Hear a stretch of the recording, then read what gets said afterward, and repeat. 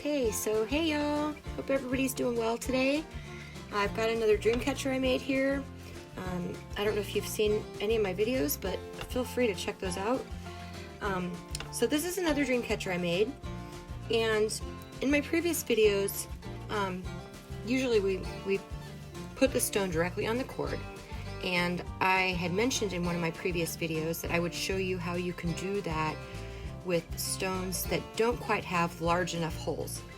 So I really like this combination here for this because of the gray and the black natural stone really works together well. But as you can see, this hole is tiny. It's tiny. I don't know if y'all can see that, but the hole is way too small. Like there's no way I could get this in here. It gets to like right there and it won't go any further. So in order for me to be able to use this combination, we're going to do a little bit of a different method that I'm going to show you today. So you need a few basic tools.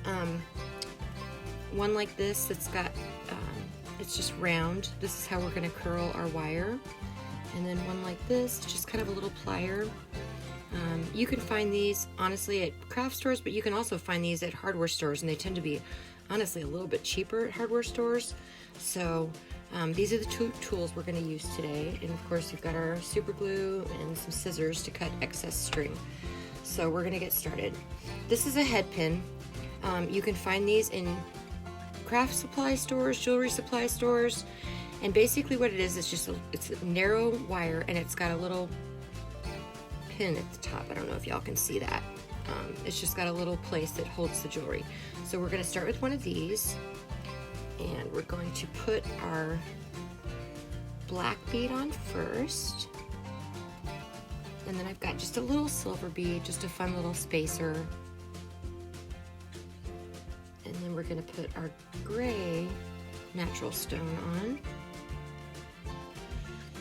Okay, now this just happened to work out perfectly that this is the amount of space we have left.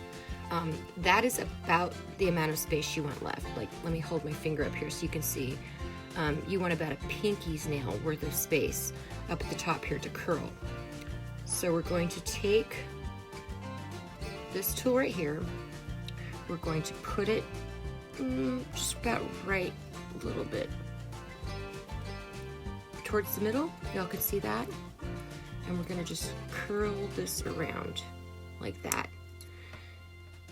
Now we're going to take these, because you see this is, and we're going to bend this back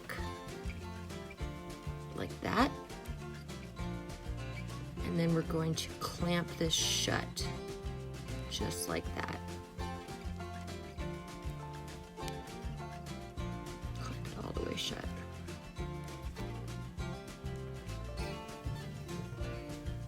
My cats are being ornery in the next room. I can hear them. So we're going to put this aside,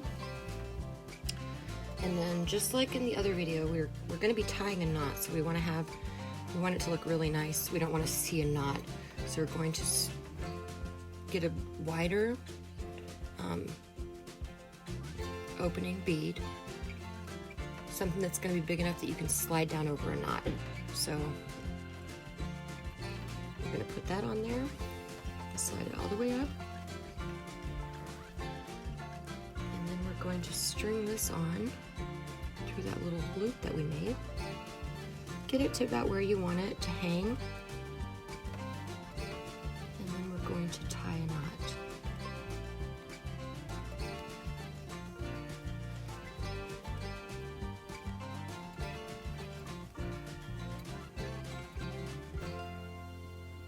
And you want to kind of push up on the knot to where you have a little bit of hanging like that. And then we're going to take a little bit of super glue. Actually, I think tie this one more time.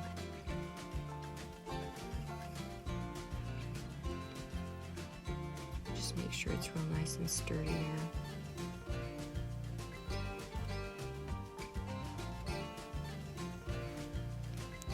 Okay, then we're going to take a little dab of super glue.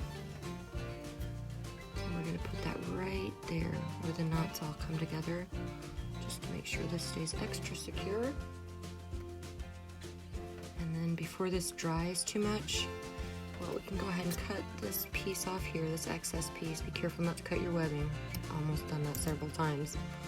And then before this dries too much, we're gonna go ahead and slide this over that knot so we don't have to look at that knot.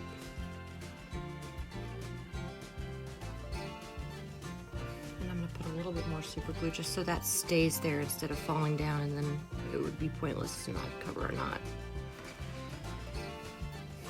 So there we go. We're gonna let that dry. And that's how you attach something with smaller holes to your Dreamcatcher.